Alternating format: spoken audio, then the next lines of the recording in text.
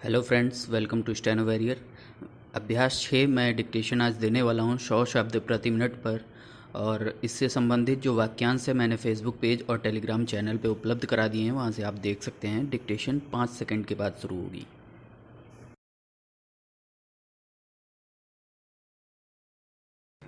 माननीय सदन के सामने यह विनियोग विधेयक क्रमांक 3 आया है और इसमें यह व्यवस्था दी गई है कि भारतवर्ष की संचित पूंजी में से 1 अरब और 60 करोड़ रुपए से अधिक धन निकाला जाए और उनको भारतवर्ष की उन सेवाओं पे खर्च किया जाए जो अनुसूची में अंकित हैं।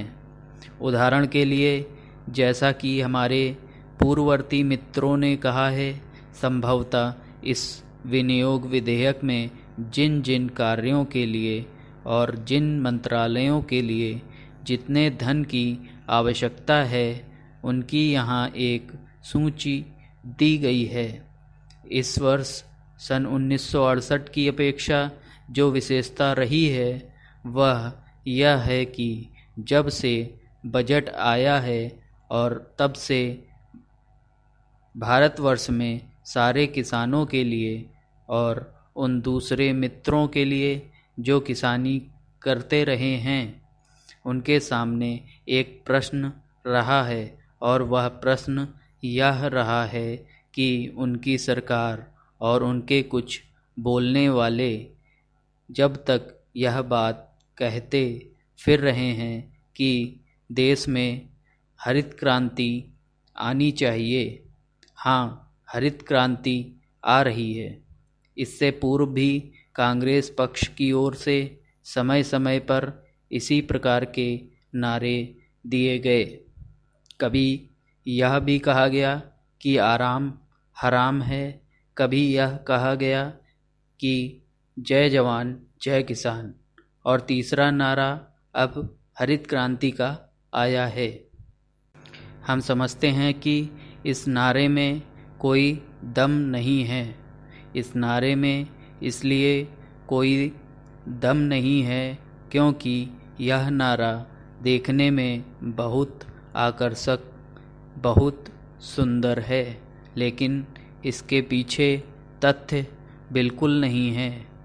किसानों के ऊपर टैक्स लगाने की मंत्रिमंडल के द्वारा और कांग्रेस के अन्य मित्रों के द्वारा जो बात कही गई है, वे मित्र कभी खेती करते नहीं हैं और न खेती के बारे में जानकारी ही रखते हैं।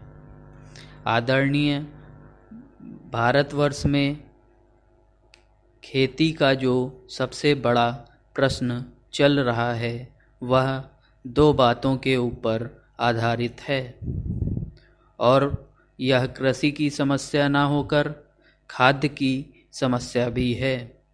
प्रतिवर्ष हम खाद्य के रूप में बाहर से करोड़ों रुपयों का अनाज मंगाते हैं, और अनाज का उत्पादन करने के लिए हम प्रतिवर्ष करोड़ों रुपए की खाद मंगाते हैं। कांग्रेस सरकार की तरफ से गत 20 वर्ष में हमारे सामने बार बार कहा गया है, यह बात दोहराई गई है कि अब भारतवर्ष में हम बहुत जल्दी खाद्य के मामले में आत्मनिर्भर हो जाएंगे। हमको खाद्य की चिंता नहीं करनी चाहिए। लेकिन कांग्रेसी मित्रों ने जितने ज़ोर ज़ोर से यह कहा कि हम खाद्य की समस्या सुलझा रहे हैं, उतनी ही खाद्य की समस्या उलझती गई है।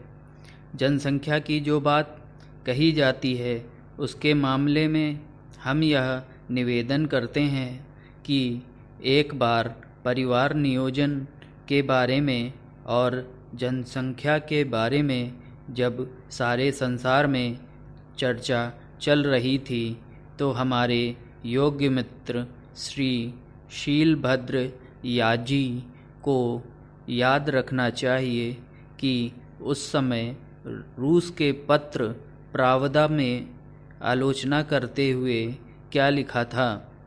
उसमें लिखा था कि हमारे सामने यह समस्या नहीं है कि हम भारत में कितने आदमी बढ़ते चले जा रहे हैं, बल्कि हमारी समस्या है इनको क्या खिलाएंगे।